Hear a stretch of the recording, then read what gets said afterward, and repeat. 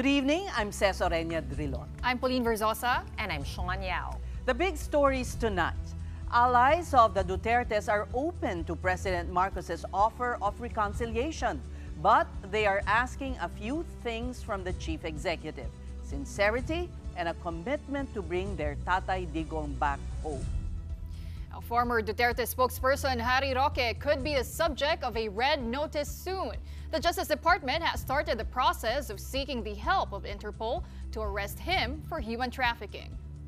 And the Supreme Court has partially lifted the order against the NCAP, or No Contact Apprehension policy. This is meant to help ease the heavy congestion that will be caused by EDSA's major repair. Kung tatanungin mo kami, ang sagot ay, nek-nek mo pagtapos mong kidnapin si Tatay Digong. Sa lalim ng sugat na in-inflict nila sa amin, I think kailangan talaga ng extreme sincerity. The Dutertes have yet to react to President Bongbong Marcos's openness to reconciliation. Those in the Duterte circle, however, say this is very much welcome, but the administration needs to do something first. Mobile Journal Arles de los Santos with tonight's big story. Bring Digong back to the Philippines. Former Chief Presidential Legal Counsel Sal Panelo says there could only be reconciliation between President Bongbong Marcos and the Duterte family if his administration would find ways to bring former President Rodrigo Duterte back home. Kung yan ay matapat ang kanyang layunin na magipagkasundo na para maging mapayapa na tayo at tugunan niya na ang malawak na suliraning umabagabag sa damdamin ng taong bayan, kailangan unang-una ibalik niya muna ang Presidente Duterte dito sa ating bansa. Sapagkat klarong-klaro naman na iligal ang ginawa ng mga tao niya. Former presidential spokesperson Harry Roque shares Panelo's sentiment, though his reaction was less cordial and diplomatic. I will allow VP Sara to address that. Pero kung tatanungin mo kami, ang sagot ay, nek-nek mo pagtapos mong kidnapin si Tatay Digong, makipagbati ka, nakawin mo uli dito si Tatay Digong, iuwi mo. Baka po pwede pa magkasundo muli. Otherwise, go jump into the lake. Personal riffs aside, Senate President Francis Escudero lauded President Marcos's openness to reach out to the Dutertes. Escudero says the country's leaders cannot afford to be consumed by politics when so many of the Filipino people are struggling to make ends meet. Senator Jinggoy Estrada also praised the president's intent to rise above the political bickering. For his part, Senator Bato de la Rosa said that he is just as open as the president in extending a hand of reconciliation. De la Rosa only hopes that the president would not betray his own words as he allegedly did when he allowed the International Criminal Court to arrest Digong. As I have said, wala naman sigurong gustong forever mag-aaway. Lahat naman tayo ay gustong tumahimik tayo at mamuhay ng matiwasay at makafocus sa kabutihan ng ating bansa. Pero sa lalim ng sugat na in-inflict nila sa amin, I think kailangan talaga ng extreme sincerity. Extreme sincerity, hindi yung pahapyaw. Hindi yung pahapyaw dahil as I've said, meron na kami may experience sa kanya. Talagang na-experience namin. At kayo mismo, naka-experience you witness for yourself. Mobile Journal Arles de los Santos. We are One News. Now, it could just be a matter of time before one of Digong's staunchest allies gets his taste of detention too. The Justice Department says it is exploring all avenues to enforce the arrest of former presidential spokesperson Harry Roque. The lawyer and several others have warrants of arrest for alleged qualified human trafficking in connection with their supposed involvement with illegal offshore gaming. DOJ Undersecretary Nicholas T. says they have started the proceedings to tap Interpol's help in bringing Roque home to face this criminal case. We've already triggered the process to request for a red notice from the Interpol, and hopefully, if it's granted to us, it will come out, and we'll see how it goes. ASAP yan, no? So sana umabot this week, no? Kung hindi man next week, no? But there are certain requirements, like for example, we have to secure the passports of those different individuals who wish to be subject of the red notice, as well as the cancellation of their passports in courts, no? So among other things, no? So as I said, no, it's not just Antonio Javier Roque who will be subject of these remedies. Several of the respondents who are similarly situated would be subject of these remedies as well. Aside from tapping the Interpol, the DOJ is also looking into the cancellation of Roque and his co-accused's passports. As to the possibility of Roque's arrest being put on indefinite hold pending his asylum application in the Netherlands, the Justice Department has this explanation. He's invoking the principle of non-refoulement, which says that a refugee, particularly the one who's applying for asylum, should not be expelled from the country where he is in, pending the proceedings for asylum. Nevertheless, the non-refoulement principle, that has a lot of exceptions, no? One of which is if the applicant is actually facing serious non-political crimes in his country of origin. So that's one of the things that Philippines will point out, no, when we write our official communication to The Hague on this issue, because that's one of the things that Secretary Remulla directed us to do, is that upon issuance of the warrant of arrest, we have to put on record that this is a case of prosecution for a non-political crime and not persecution. We've heard the president's intent to make peace with the Dutertes. Now let's hear what former President Duterte's supporters have to say about it. With us is Digong's former Chief Legal Counsel, Attorney Sal Panelo. Welcome to the Big Story, Attorney. Hello. Can you hear us? I can hear. All right, perfect. You are actually open to this olive branch rather than what former spokesperson Harry Roque said, nek mo. You know, that's a welcome sign. In fact, about 2 months ago, a mutual friend approached me on that matter.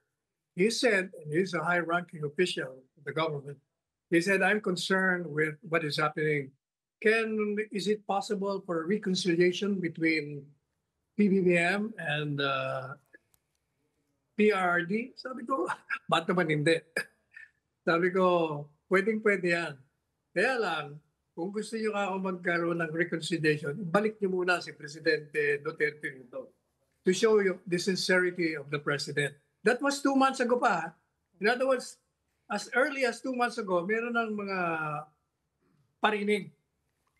Sa akin, welcome yan. Kasi alam po ninyo, pag hindi natin maayos ito, maniwala kayo, magkakaroon tayo ng deja vu political upheaval in the magnitude of EDSA 1 and EDSA 2. When you say 2 months ago, that must have been shortly after the arrest of the former president. March, April, May. Hindi, March 11 yung March 11 yung di ba? So how many weeks after, days after? Basta alam ko, March, April, siguro mga April, mga second week of April. Nagkausap kami. Pero may way ba, Attorney Sal, na maibalik pa si Tatay Digong? I heard your previous interview, you kind of said na may magagawa pa. Napag-aralan nyo na ba yun, Attorney? Is there really a way? Alam mo, napakadali niyan. Gobyerno tayo eh. Meron na nga mga president yan. Di ba sa Italy, merong pakiusap yung ICC. It requested the Italian government to arrest someone accused of committing crimes against humanity who happens to be a foreign national. So it arrested that person. And either it was supposed to be brought sa ICC, kasi dalawang version eh. Dinala sa Italy ay sa ICC, yung isang version naman, hindi dinala. But ang common denominator na news, ibinalik. They nullified the arrest and binalik sa foreign country of origin. Madalit sabi, kahit na sinabi ng ICC na arrestin mo, pumayag naman yung isang bansa. Pero when it discovered that there was irregularity in the procedure in arresting that person, hindi sila pumayag. In fact, tinanong nga sila, pumayag mo ba ang ICC? Do you Alam mo, have the name of this person? There's a president, you're saying? Of course, nasa news yan eh. At sa gobyerno ng Italy, nung sinabi, pumayag ba pumayag ICC na hindi nyo balik sa... bakit naman hindi? We are a sovereign country. Nobody can dictate on us. So did you offer a formula? Teka na. Yung sa US naman, hindi ba ini-expel nila yung mga illegally na nandun na immigrants? At yung isa, dinala sa El Salvador. What happened to that? The lawyers of this El Salvador citizen went to court, and the lower court said, you cannot just expel, you have to follow the immigration law. Natalo sila ron. So they went to the US Supreme Court. Nasabi ng Supreme Court, no, you cannot do that. You have to follow the laws of this country, whether that's a citizen of the US or a foreign national. Kaya sabi niya, ang order niya sa gobyerno ni Trump, facilitate the return. So we have two precedents. In other words, what I'm saying is that the court can compel this government to correct the error since there was an irregularity in the arrest, given the fact that ICC has no jurisdiction. Even if you look at the Rome Statute or the extradition law in the country, talagang lumabag sila sa batas. Kaya ang Supreme Court, merong jurisdiction over this government. Hindi pinag-uusapan yung ICC kung may jurisdiction pa doon. But it can compel this government to bring back the former president. This is the only condition for a reconciliation? No, if you ako kasi tinanong kung probable yan o posible. Sabi ko, posible yan. Kasi kung ako ang mga Duterte, papayag lang ako kung ibabalik ninyo ang ama ko. O kung ako, papayag ako, ibalik mo muna ako kasi illegal yung ginawa niyo sa akin. Pero Attorney Sal, you also have Vice President Sara saying that it cannot be undone yung pag-uwi, yung pagdala kay former President sa Hague. Sabi nga niya, President Duterte can no longer be brought back to the Philippines. So kahit siya, parang na-accept na po niya na hindi na po mauuwi si Tatay Digong. So any other ways na ma-prove na ni President Marcos yung kanyang sincerity? Alam niyo kasi, yung mga abogado, she's a lawyer. Maraming abogado nagsasabi, in fact, nobody believed that when I filed, together with my son, lawyer, Paulo, that petition for a writ of habeas corpus, walang naniniwala na tatanggapin ng Korte Suprema yan. Kasi sabi nila, too late na yan. Lumipad na ang presidente. Hindi, sabi nila, walang jurisdiction ng ICC. Maraming naniwala dyan eh. Kasi wala na si presidente. Sabi ko, no. The illegal act is done by this government. So the Supreme Court has jurisdiction over all illegal acts committed by any person, entity, or government. And it can compel this government to bring back President Duterte. Yung tsoryang yon ni VP Sara, yun ang tsorya ng maraming abogado, to which I disagree. Okay. But what are the other options? What are the other possibilities to open the corridor for reconciliation? Unang-una, kaya naghidwaan. The reason why there is a split is because of their policy of retribution na tinatawag, saka persecution. Di ba? They persecuted Inday Sara muna. And then they went after PRRD initially. Tapos si Kibuloy, tapos yung mga allies. And then bumalik kay Inday Sara. And then balik na naman kay PRD until, yun na nga, ultimate, nung inaresto na si Presidente Duterte. Yun eh. That started it. So the only way by which you can make a closure on that particular issue, ibalik mo muna. Para makita ko kung totoo yung sinasabi mo na you're willing to reconcile. All right. Well, we'll wait and see what will happen. But on other matters, have you spoken to VP Sara recently? No. What do you make? Well, what do you make of the complexion of the new Senate now and the possibility that she may be acquitted? Is what everybody is seeing based on the numbers. Alam mo, as early as 3 months ago, wala pa yung mga arrests na yan. Sinasabi ko na yan. Hindi ako natatakot yan sa impeachment. Unang-una, may problema ka sa impeachment. May legal issues sa nakapending yung Supreme Court. Kasi nga, yung final nila is the 4th or the 5th impeachment complaint. And that is a violation of the process. Kailangan kasi one complaint within a year. Ilan na ba yan? Ang final nila yung pang-4 o pang-5. Kasi ang ginawa nila, kinonsolidate nila yung mga ibang complaints. Ginawa nilang isa. Yun ang final nila. Number 2, the House of Representatives, as I repeatedly said in my show, is not a continuing body. Natapos sila eh. Hindi naman sila kagaya ng Senado na continuing kasi may 12 na naiwan. So may problema ka na naman doon. Wala silang jurisdiction. That is precisely why the lawyers of Inday Sara, including my son, yung anak ko ang nag-umpisa niya, mag-truce na lang tayo. Ina-advise niya, pati yung mga abogado, sama-sama sila. Pwede naman kasi na yung mga senador, pwede nilang i-dismiss dahil wala silang jurisdiction on the 2 grounds I mentioned. Pangatlo, they will like the truce and dismiss the case. You know why? Because these are politicians. They will not go against the tide. Yung Pilipino ayaw ng impeachment eh. Kaya ayaw nila ng impeachment. Ganon din si Presidente Marcos, hindi ba sinasabi niya, hindi ako makikilap. O di lang maganda. So you're saying, pag yung bagong Senado nag-convene na, right from the get-go, i-dismiss na? Hindi, yun ang isang option. Yun ang sinasabi ni Inday eh. Yung mga abogado niya, kung maaari, huwag na tayong tumuloy. Pero sabi niya, I don't want a truce, I want a bloodbath. Bakit niya sinabi yun? They started the bloodbath. Siniraan siya ng siniraan. Pinersecute silang mag-ama. Kaya sinasabi niyo, illegal, ganito. O di sige, pakita niyo yung ebidensya, lalabanan namin. Yun lang naman ang ibig sabihin niya. But you know, I've been saying, regardless of the outcome of the elections, walang mangyayari dyan sa impeachment, assuming na matuloy. Bakit? Kasi yung mga senador na yan, they will not risk their political careers. Pag ang alam nila na ayaw ng taong bayan ng impeachment, boboto ng absurdo yan.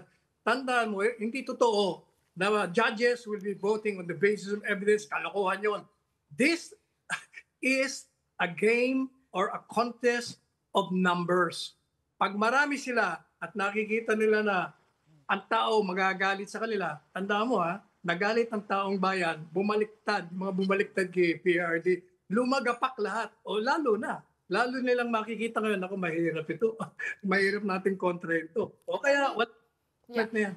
Attorney, on the other hand, maraming nagsasabi, hantayin lang ng taong bayan. Pag nakita nila yung ebidensya, baka magbago yung kanilang isip. You've mentioned that your son, Attorney Paulo Panelo, is one of VP Sara's lawyers. VP Sara seems to be pretty confident in her chances. She's confident in her legal team. Do you share that same confidence? Kung matuloy yung trial. I'll tell you why. From the very beginning, sinasabi kong wala kayong ebidensya. Yung sinasabi nyo confidential funds, ako concentrate kayo sa confidential funds. Wala namang ebidensya. Pinapaliwanag ni Inday Sara, hindi nyo pinapakinggan, hindi nyo pinagsalita.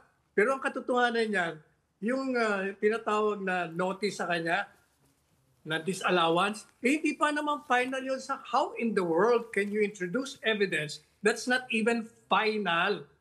Pangalawa, sinasabi nila, paano may papaliwanag ni Inday Sara na yung mga pumirma na tumanggap ng pera puro mga fictitious? Jesus Maria Josep. Sabi ko, common sense, yung confidential funds, yan i-reserve for the enemies of the state. Para matalo mo terorista, mga komunista, mga kriminal. Saan ka kukuha ng impormasyon? Sa kanila rin. Babayaran mo yung mga babaliktad sa kanila. So pag kinuha mo yon, alam ka naman papirmahin mo yun, di pinatay mo yan at pinatay mo yung kanilang mga pamilya. Ganun lang kasimple yun. Pero attorney, 7 po yung articles of impeachment. You're right, confidential funds is probably the biggest one na pinag-uusapan natin. No? But there's also that quote-unquote kill plot doon po sa midnight press conference ni VP Sara via Zoom. Ano po yung handle ninyo sa kasong yon? Kill plot. Yun, kabalbalan yun. Plot from the grave? Well, there was no threat from the very beginning. Matagal ko na sinasabi yan. Paano magkakaroon ng threat? Mangyayari yung threat pag patay na siya. So, where's the threat? Patay na. Sus Mariosep naman. Alam mo, political lang lahat yan. The goal from the very beginning is to destroy the chance of Inday Sara sa 2028. Kaya either patayin mo yan, i-impeach mo yan, perpetual disqualification, o ikulong mo yan. Iyan naman talagang target nila. Ang problema, mukhang hindi sa kanilang plano, nagkaloko-loko dahil inaresto nilang iligal, tinilang iligal, at tinapon nila sa iyon ang naging problema nila. Well, but you did say a possibility of reconciliation is a truce wherein the Senate will just drop or dismiss this impeachment case. No, I did say that. Okay. Yan ang May you clarify what you meant? Let me correct you there. Yes. Yan ang isang option ng mga abogado na i-truce na lang natin.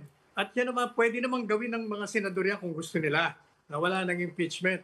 Pero whether or not that will pave the way for the reconciliation, I don't think so. Kasi ang pinakamatinding ginagawa mo dyan, itinapon mo ang isang mamamayang Pilipino in violation of the Constitution. Alam mo, ang pinakatungkulin ng isang presidente, bigyan mo ng proteksyon. Sa halip na bigyan mo ng proteksyon, pinakulong mo pa. Yun pag-surrender ng sovereignty mo, biro mo. You're a free country, you have your own legal system functioning very well, tapos isusuko mo. And pag tinignan mo ang batas ng Rome Statute, kailangan idaan mo muna sa lower court. Hindi nila ginawa. Pag tinignan mo ang extradition law natin, kailangan idaan mo, hindi rin nila ginawa. O di illegal na illegal. Sobrang illegal. Okay, going back to the former president, when was the last time you spoke to him?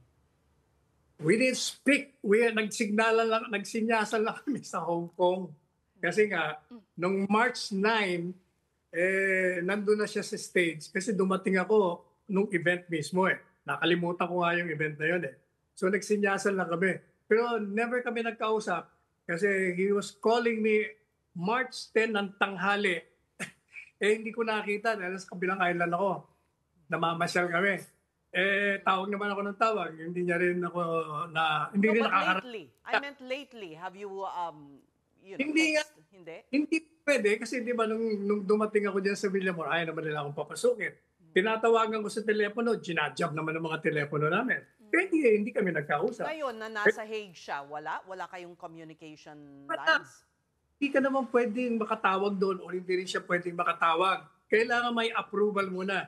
Una yung immediate members of the family muna. Kung sino ang nakalagay doon at nakabisita sa kanya, yun lang ang pwedeng tumawag. At kung kailangan ilagay niya pa yon. Kung ikaw, abogado, dito, 3 ng cabinet members dati nagpunta ron. Bello, Red Lim, saka si Billy Dulay. 2 linggo sila ron, hindi sila nakapasok. Hindi mo talaga makakausap. Kahit nga si ESB del Dia, nandun, inatake sa puso na surgery and all. Hanggang ngayon hindi siya nakakapasok kasi hindi naman siya abogado doon sa prosecution o sa defense panel. But do you know how he is emotionally, physically? Are you hearing any feedback from those who have seen him? Well, I've talked with the former First Lady, Anilet. Sinasabi ko, okay. At galing din sa ibang mga nandun, according to them, sabi ni Pulong, sabi ng kapatid, okay naman daw. So, that's the reason why I will not believe them na okay siya. Well, Attorney Sal, you do have a very... Knowing this president, okay lang yun sa kanya kasi nga, wala siyang agenda You know, he knew from the very start na arrestuin siya. He refused doon sa mga advice sa kanya na huwag siyang umuwi. Kasi kung nakasama ako sa meeting ng mga abogado, kasi hindi nga ako nakasama sa meeting. Attorney? So I would have advised the president, umuwi ka, pero bigyan mo ako ng 2 days para yung tao sasalubungin ka sa Pilipinas. Sa ngayon, paano ka sasalubungin tao? Wala nakakaalam. Just on a different topic, Attorney Sala, itong si former presidential spokesperson Harry Roque, nabigyan na nga ng warrant of arrest and he could be also under red notice ng Interpol. Kilala niyo na po ba si Attorney Harry Roque, Attorney Sala? Because previously you said hindi niyo po siya kilala. And what advice would you also give Attorney Harry Roque? Umuwi na siya. Alam mo, ang problema kasi, meron kang warrant of arrest. Ngayon, abogado ka. Alam mo naman na the burden of proof on cases filed against you is on the government. If it is true what you're saying, na you're innocent, o di ang lakas ng chance mo. Ang magiging problema mo dyan, kung mananatili ka sa Hague, ang perception ng tao, tama man o mali, natatakot ka kasi guilty ka. Yan ang magiging perception. Saka ang isa pa, mawalang galang na rin kasi pinanood ko siya dun sa mga congressional hearing. Ang naging basis, galing na mismo sa mga nagdidemanda sa kanya, mga nag-file, yung mga contradictions niya ron, ang naging basis ng demanda sa kanya. Sinasabi niya, hindi siya abogado ng ganito. Pero lumalabas sa mga pananalita siya, abogado siya. Sabi niya, hindi siya may-ari ng ganito. Pero lumalabas sa mga sinabi niya rin, ang ganitong ginawa niya, lumalabas na siya may-ari. O kaya, pero even at that, you must remember that the burden of proof always lies on those who accuse you. Hindi sa'yo, you don't even have to introduce evidence on your behalf para ipakita mo na you are innocent kasi you're presumed innocent ka. Kaya anong kinakatakot mo? Attorney Sal, okay ba kayo lahat? Lahat ng Duterte supporters, are you guys solid? Siyempre, nagkakaroon din ng mga usap-usapin na may mga factions or hidwaan. Would you like to comment on that? Walang mga hidwaan. Lahat tayo may kanya-kanyang prinsipyo. May kanya-kanya tayong paniniwala. Iisa lang, ang common denominator, nagkakaisa upang suportahan si Presidente Duterte. Dahil illegal. Lahat yan, common denominator yan na illegal. Pero sa pamamaraan ng pag-uwi niya, may kanya-kanyang diskarte. Sa pagdating sa eleksyon, may kanya-kanya ring paniniwala. Kaya hindi mo pwedeng sabihin na porket hindi mo in-endorse o hindi mo tinulungan, may away na kayo. Hindi.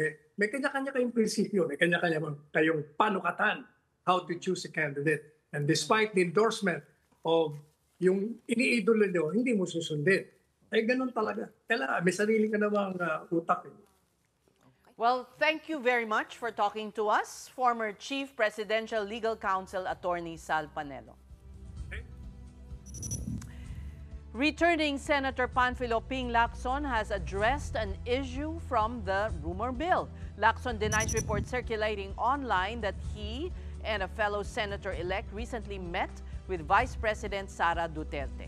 In a statement, Lacson said that as a potential senator judge in Duterte's impeachment trial, if and when it crosses over the 20th Congress, it is a height of impropriety to meet with her. That's especially since the ouster case has already been transmitted to the upper chamber. Lacson, however, added that he finds nothing wrong paying a courtesy visit on the vice president under normal circumstances. The senator also expressed his 2 cents on President Marcos's call for reconciliation with the Duterte family. He said this could be interpreted by some as a weakness. Lacson went on to say what the president needs is a bastonero, a sort of warden in his cabinet to make government officials under him toe the line. The former PNP chief added the bastonero should be strong but well-intentioned and should not have the tendency to abuse power. Meantime, the Duterte Youth Party List has taken its complaint against the Commission on Elections, or COMELEC, all the way to the Supreme Court. Party Chairman Ronald Cardema filed a petition for certiorari to overturn the COMELEC suspension of their proclamation. Recall that the proclamation of party lists Duterte Youth and Bagong Henerasyon were withheld last Monday due to pending cases. Cases against Cardema's group date back to 2019, where petitioners questioned the party list's registration.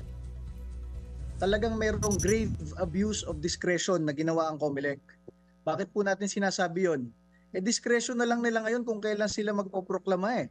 Nasa saligang batas at sa ating mga batas, kapag ikaw ibinoto ng taong bayan, duly elected, lalo na kami, 2 milyon ang boto namin, tapos na-canvas ng COMELEC, trabaho nila kung ilan ng magiging seat namin sa Kongreso, sila mag-identify, wala na silang ibang gagawin kung hindi iproklama ang ipinanalo ng taong bayan.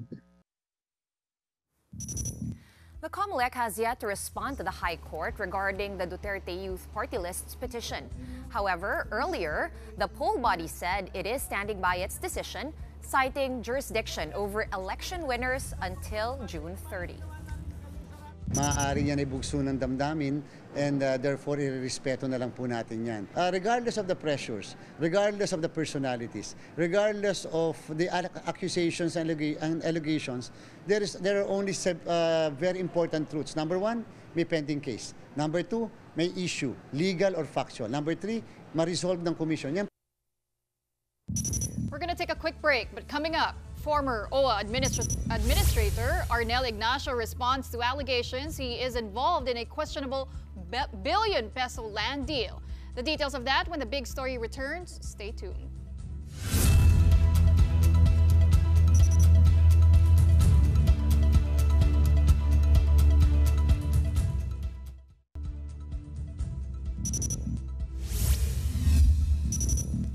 You're watching The Big Story here on One News. The alleged 1.4 billion peso land deal linked to former OWA Administrator Arnel Ignacio is now under investigation. This came to light following the removal of Ignacio from his post last May 16. The land was supposedly purchased to provide housing for overseas Filipino workers. However, the deal did not have the approval of the OWA Board of Trustees.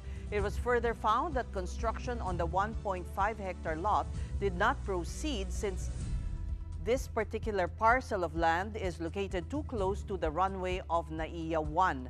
Ignacio and his deputy administrator Emma Sinclair allegedly manipulated documents submitted to the BIR and Registry of Deeds to lower the taxes on the property.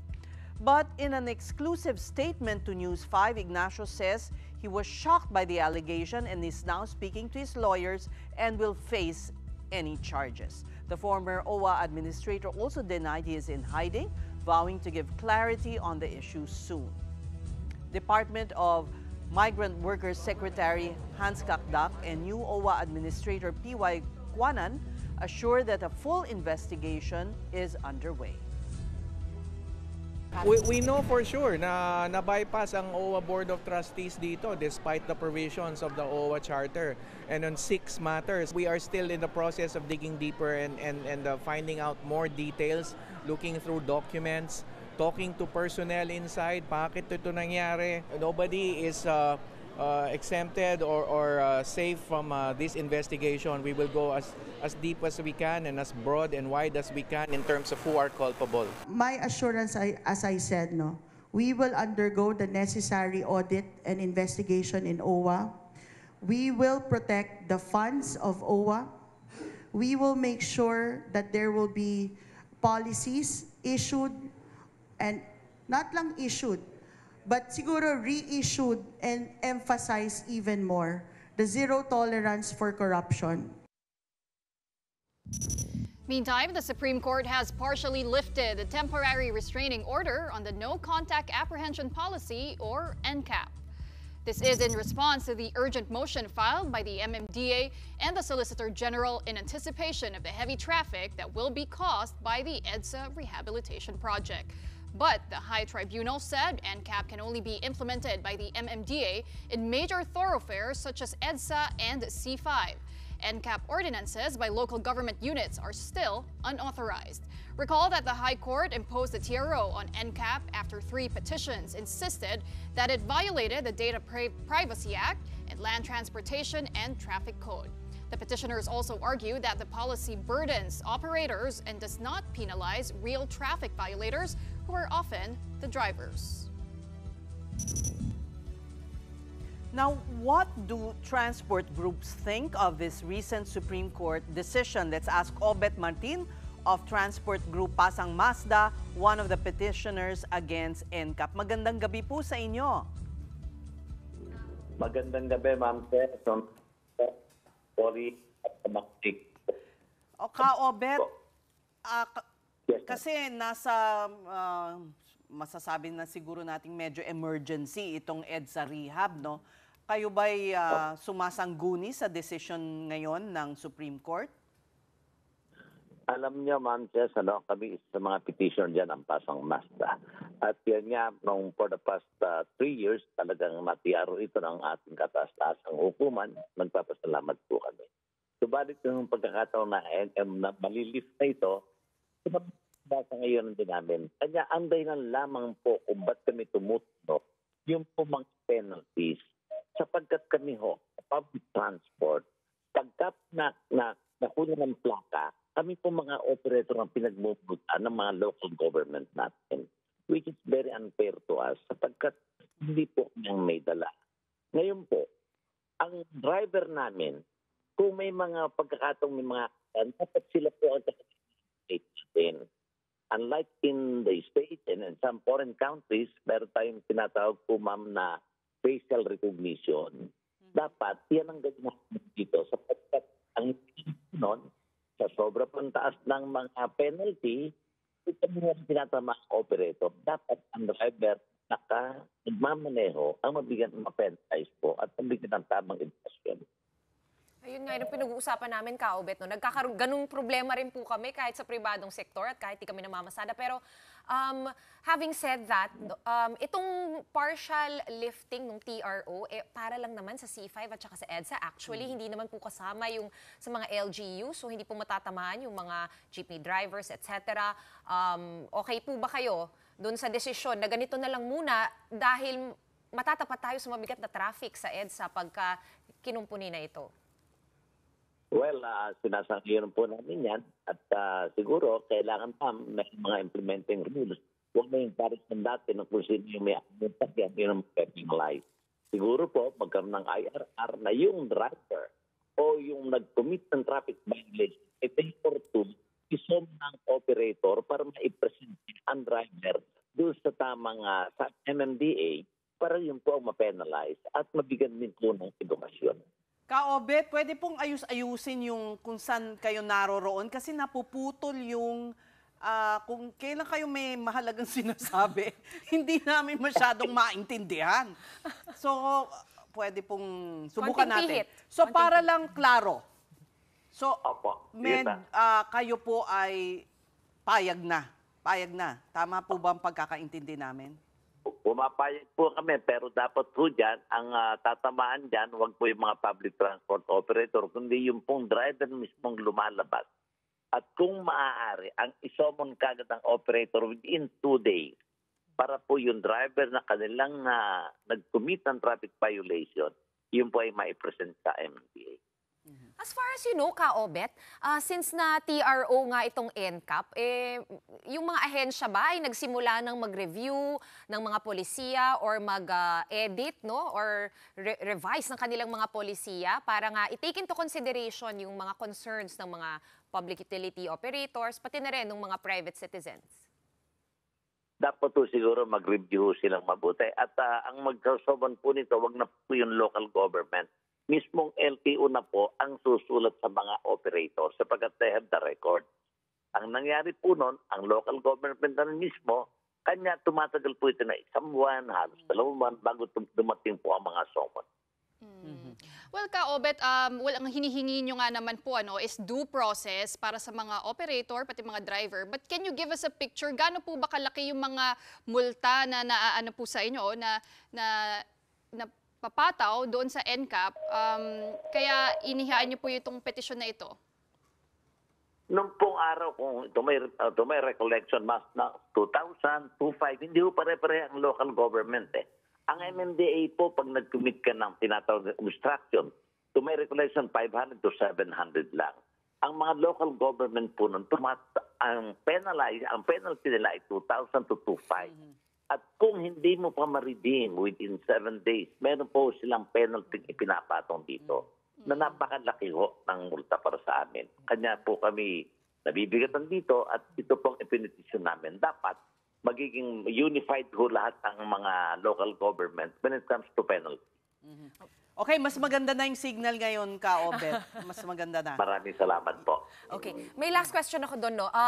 Naalala ko nung kasagsagan nung NCAP, ay meron naman po silang contesting mechanism, meaning, kunyari, may gusto kong sabihin na hindi ikaw yung nagmamaneho, kotse mo lang yun, etc. Meron namang po palugit na pwede kang pumunta sa opisina at magprotesta at mag-explain. Hindi po ba sapat yung mechanism na yon in your opinion, Kaobet? Ma'am, alam niyo, may mga problema kami dyan. Ang nangyayari po sa ibang local government, bayaran mo muna ang iyong penalty bago ka mag-contest na iyong huli. Yun po ang nangyayari sa amin. Kanya po yung sa adjudication, pinababayaran mo na ang penalty then at sa kanila hihiringan ka. Paano mo makukuha pa yung penalty, yung pera mo? Nagbayad ka na, parang inaamin na po namin, nakasalanan po namin ang aming violation. Supposed to be, wala mo ng penalty. Mag-adjudicate, kung may kasalanan, i-penalize ang driver. Kung walang kasalanan, huwag mong i-penalize. Pero iba ho ang nangyayari doon. Okay. Mapunta tayo, Kaobet, doon naman sa EDSA Rehab. Lahat ay kinakabahan na sa mangyayari. Ano po, kayo po ba ay kinonsulta ng DOTR? And secondly, ano bang mga suhestyon nyo para maging mas maganda ang daloy ng trapiko sa pag-ayos ng EDSA? Well, sa amin po, nagkaroon din ng consultation ng LTO, si Asik Vigor, at napag-usapan po namin yan ang si Chairman Guadis ng LTFRB at ang DOTR po, sa pumuno ng ating kagalang-galang na Vince Diston. Ang sinasabi po namin, lahat po siguro ng kalye, lahat ng avenue na pwedeng buksan para mais ang traffic, magtulong-tulong po tayo pati ang local government. Pati ang mga barangay dyan within the vicinity, tulungan ang ating mga motorista, tulungan tayong lahat upang mais ang traffic. Sapagkat ito pong rehabilitation ng EDSA, napakatagal po ng rehabilitation ito. Talagang magbudulot po ito ng sobrang traffic sa ating mga motorista. Alright. Marami pong salamat sa inyong panahon. Pasang Mazda National President Obet Martin. All right, we're going to pause for another quick break, but right after that, the Duterte bloc of the new upper chamber could be fielding their own bet for Senate President. Who could it be? The candidates, when the big story returns, keep it here.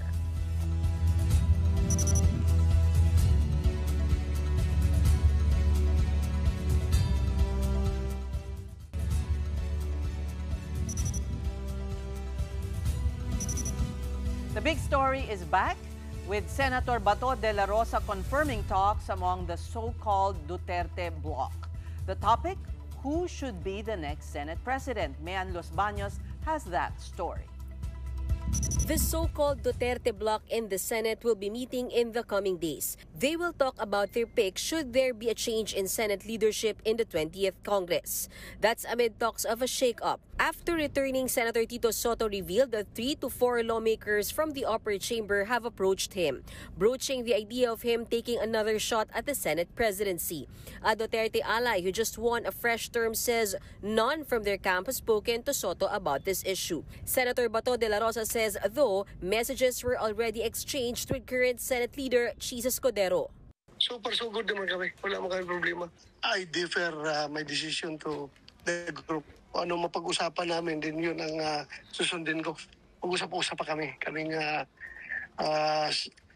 si Senator Bongo, Senator Robin Padilla, Senator Marcoleta, ako at saka si Senator Amy, mag-usap-usap pa kami. And the discussion will happen as soon as Senator Robin Padilla returns from The Hague. Senator Bato believes the fight isn't just between Escudero and Soto, since there are other possible candidates. That includes Senator Alan Peter Cayetano or even Mig Zubiri, the Senate President before Escudero. Political strategist Maluti Kia agrees. Senator Soto immediately said, if I have 13 votes, I will accept it. So you see movements, and the newest name being bantered around is Congressman Marcoleta. So you have, and there is Mig Zubiri, the former Senate President, who still has a core. So when you look at the numbers, it would be interesting how these 4 individuals will play in the Senate. And while they want the impeachment trial of Vice President Sara Duterte halted, De La Rosa says he's prepared for it as a senator judge.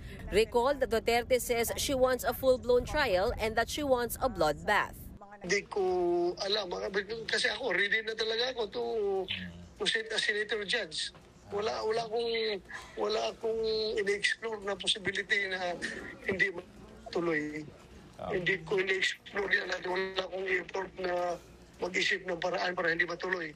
Ang preparation ko is matuloy at ready ako to sit as a senator judge. Senate President Pro Tempore Jinggoy Estrada also sees impeachment as a cause for division among Filipinos. But should it push through like De La Rosa, he is ready for it. Reporting for News 5, Mean Los Baños, we are One News. Now, in other news, two notable local officials say they have no intention of seeking higher office. Manila Mayor Isko Moreno said that he is committing himself fully to his city and his constituents. In 2022, Moreno ran for president but lost. I'm focused on the new mandate here in Manila, and we're gonna do, hopefully, pagbibigyan tayo ng mga taga-Maynila in the next 10 years. Because what we're gonna do is plan something for the next 10 years para magtuloy-tuloy naman na yung progreso at pagsasaayos ng syudad. I made that commitment already to the public. Tinanong din sa akin yan ng mga taga-Maynila. Sabi ko, hindi ko naman kayo iniwan.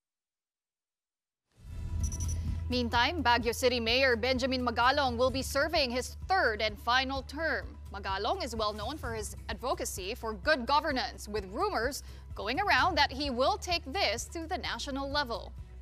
I'm not entertaining any thoughts about running for president, for Senate, or for Congress, especially Congress, itong House of Representatives.